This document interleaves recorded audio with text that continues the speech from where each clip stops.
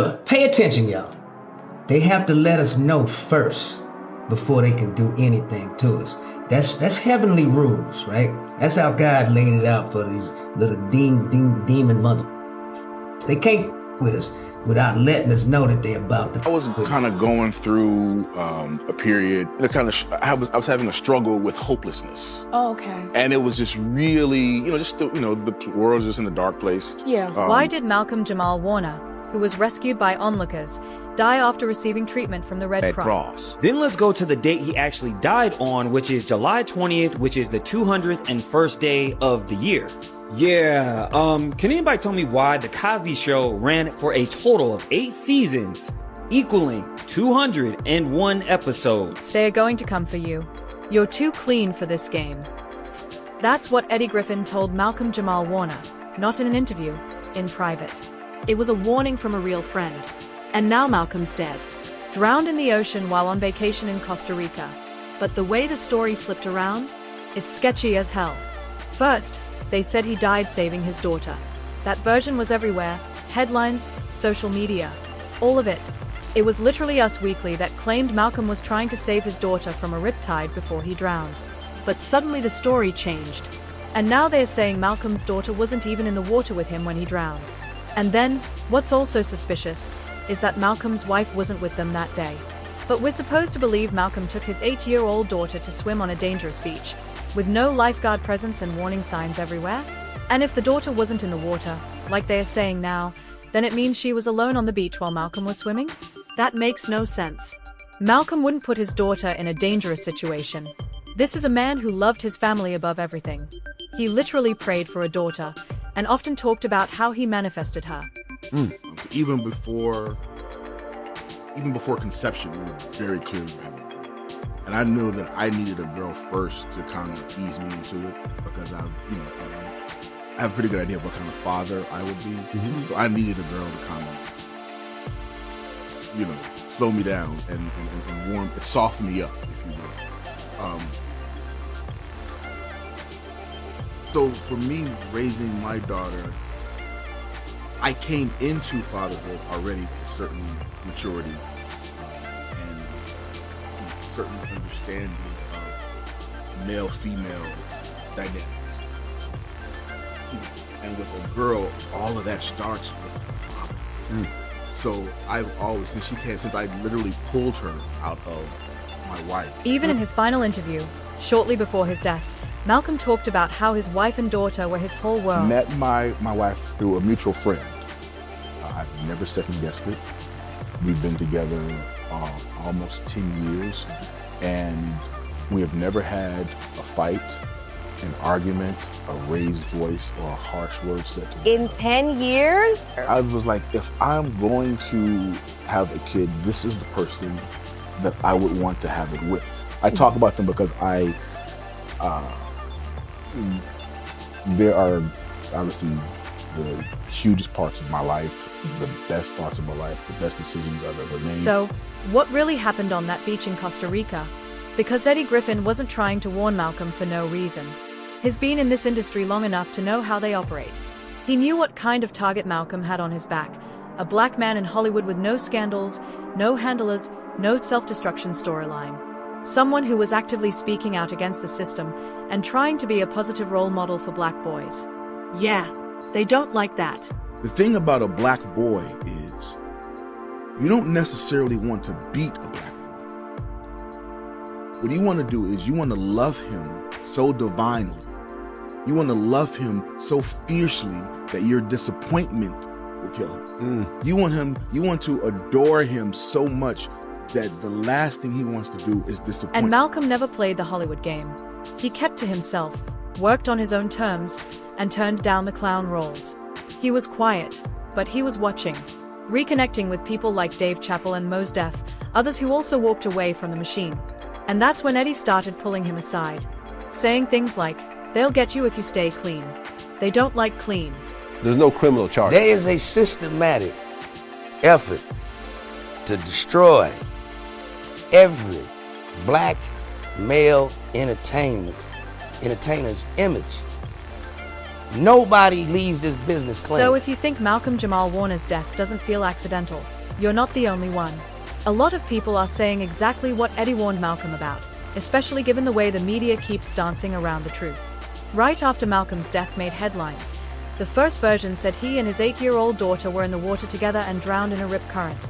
But less than 48 hours later, Costa Rica's Judicial Investigation Agency issued a statement saying that, while it's true Malcolm was initially playing with his daughter at the seashore, at some point she was out of the water before he was pulled in by the rip current and drowned. The statement said it was at that moment that Warner and a friend were swept away by the current, and the friend managed to get out. And then another thing changed. It was initially reported that one man tried to save Malcolm and almost drowned. However, this new statement from Costa Rican authorities claims Malcolm was pulled from the water by several people on the beach. And get this, they are now saying there weren't just bystanders, but 3 tourists who just happened to be doctors on the scene.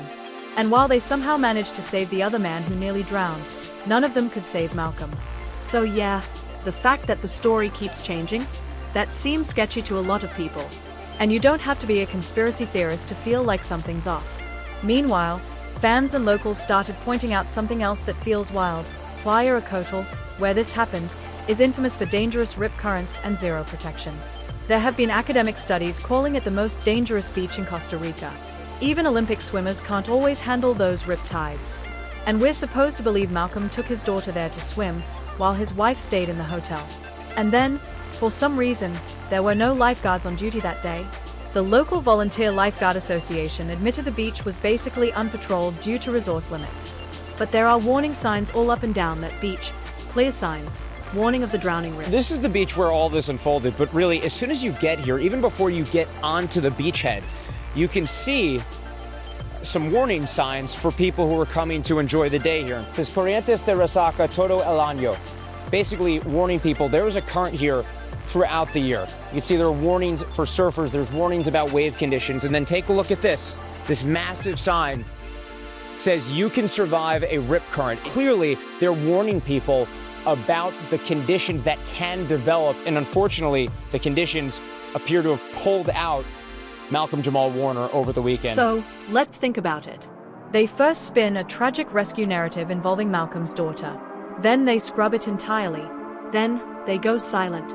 Meanwhile, the location is a known death trap, with nobody watching and clear signs telling people not to swim. These are all major red flags. And if this was truly just an accident, why does the story keep changing?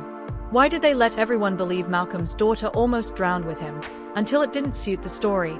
And why no official press conference? No footage of the aftermath? Well, knowing how Eddie Griffin warned Malcolm about staying too clean for this game, about how they'll come for you if you don't sell out, it starts to look like someone anticipated how this would play out. And now it has. Now, you might be wondering, why would they want to take Malcolm out? Because Malcolm wasn't like your typical Hollywood celeb. He didn't play the industry games. He refused to put on a dress. He refused to accept humiliating roles. But more than that, Malcolm didn't stay silent. He openly called out the system. He claimed that white producers and studio executives push black actors into humiliating roles. In 2021, Malcolm wrote an op-ed for the Television Academy, where he said that white network and studio executives, white writers, producers, and directors are the gatekeepers of black images on television. Malcolm wrote, "During the cycles where the gate hinges loosen slightly and black creatives are given some input and illusion of control, the stereotypes often continue, even if the black characters are given professions and higher socioeconomic status." And then there was Malcolm's podcast, Not All Hood, where he exposed how Hollywood and the media act like all black people are the same, pushing the same tired stereotypes over and over. The reason for the title is combating the narrative of black life, black culture that the media focuses on. And that we're all one thing. Yeah, and the whole concept is, we're not all hood. The black community is not a monolith. There's so many levels and lanes to the black community. Malcolm also used to speak out about how messed up modern rap and hip-hop have become. He wasn't afraid to call out the misogyny, the toxic masculinity, all of it. He wanted more accountability, more healing in the community. But of course, that's the exact kind of message the big record labels don't want to hear, not when they make bank off promoting negativity and division. There should be a moratorium on both of those words in hip-hop, because low-lying fruit. It's so easy. Everybody does it to the point that it's corny. Like there are MCs who I love, who I cannot listen to anymore because I love J. Cole, but I had to stop listening to J. Cole because I got tired of hearing him SB2 City because he's proven himself to be such a incredible lyricist. So if you think it's just too low-hanging fruit for him to use those words. It's also interesting that when that whole Kendrick versus Drake beef blew up last year, Malcolm was one of the few celebs who didn't pick a side or feed into the drama. Instead, he called it what it was, a distraction. He said it's sad how hip-hop only gets mainstream attention when it's about beef, violence, or some other negative stuff. So yeah, you can see, Malcolm didn't just toe the line or play it safe. He pushed against the narrative every chance he got. He refused to be controlled, refused to sell his soul. And maybe, he got too close to the truth. That's why Eddie Griffin's warning wasn't just talk. It was a real heads-up about a dangerous game Malcolm was playing. And it's why this whole death feels way too convenient. And now, Eddie just sent another clear message.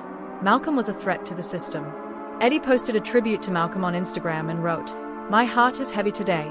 For what the world lost was a father, a son, a poet, a musician, an actor, a teacher, a writer, a director, a friend, a warrior that I had the pleasure of going to war with against the Hollywood machine."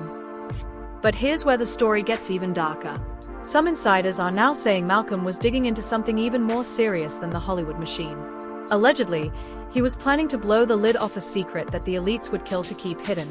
And in one of the last posts he shared on Instagram, Malcolm wrote this: "It's just words. It's just entertainment. You're looking into it too deeply, okay? Because I know we can do better." Hopefully, this leads to growth all around.